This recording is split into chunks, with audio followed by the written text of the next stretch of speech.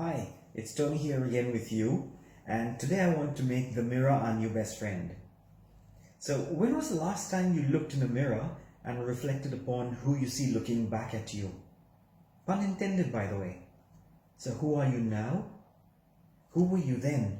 And go back as far back as you want, whether it's a month, it's 3 months, a year, 3 years, 5 years, 10 years, and see how you've grown and how you've changed to the person you are today. Then look forward, look ahead a month, 3 months, a year, 3 years, 5 years, and look at the promise inside of yourself and see who the person you will turn into at the end of that period in time.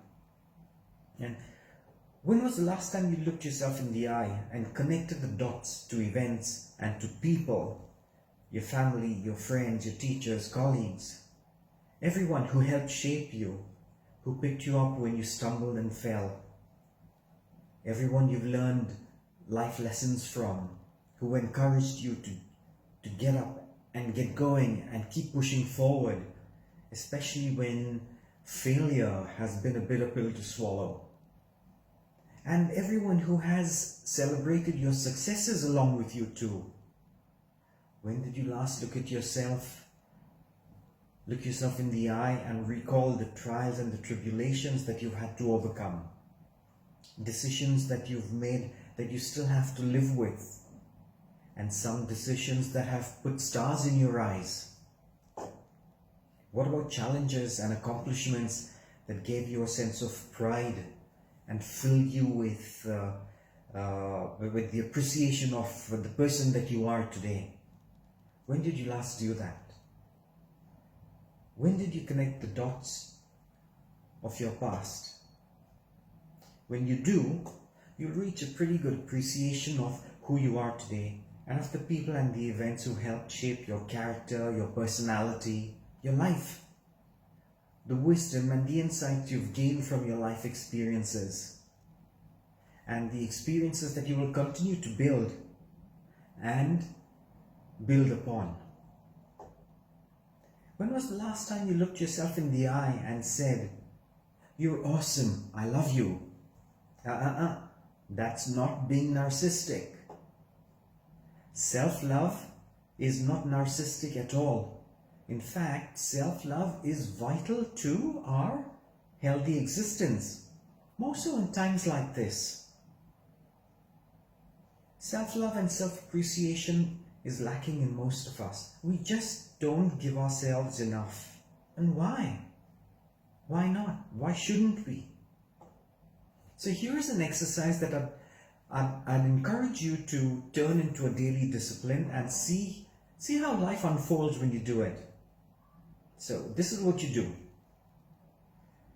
Go to a mirror, look in the mirror, look at yourself in one eye, stare into one eye, and say 10 times out loud, "You're awesome, I love you. You're awesome, I love you. You're awesome, I love you."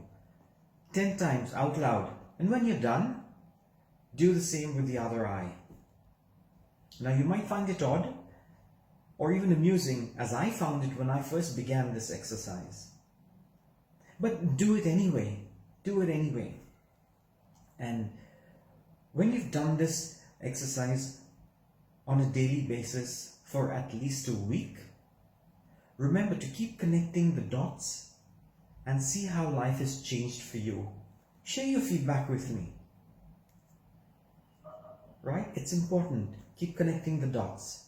So that's it. Thank you very much. Now, before we go, here's a poem that I'd like to read out to you today, and it's relevant to what I've been talking about. This poem is called "The Man in the Glass." When you get what you want in your struggle for wealth and the world makes you king for a day, just go to the mirror and look at yourself and see what that man has to say. It isn't your father or mother or wife whose judgment upon you must pass. The one whose verdict counts most in your life is the one staring back in the glass.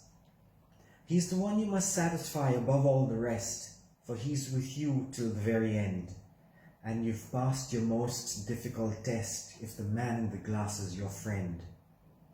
You may be one who got a good break and think you're a wonderful guy, but the man in the glass says you're only a fake if you can't look him straight in the eye.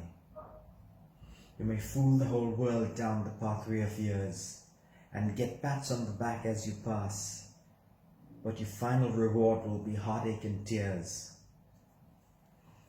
if you've cheated the man in the glass. That's it from me. Thank you.